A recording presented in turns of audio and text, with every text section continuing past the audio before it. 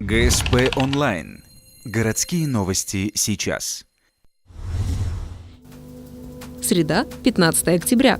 Новый начальник 2-го отряда противопожарной службы Александр Смирнов рассказывает о рабочих планах. На должность он заступил несколько дней назад. В гарнизоне он человек новый, поэтому первоочередная задача – знакомство с сотрудниками. Параллельно Александр Станиславович исследует город, запоминает расположение улиц и характеристику пожароопасных объектов. Новый управленец не местный, его перевели из Воркуты.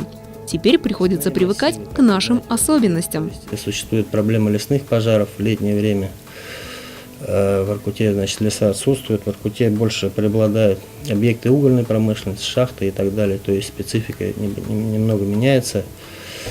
Наличие автомобильных дорог федерального значения и так далее, большее количество транспорта, в том числе перевозящие опасные грузы. Как вы знаете, пожарные подразделения занимаются ликвидацией последствий ДТП, то есть увеличивается в этом плане тоже объем работы.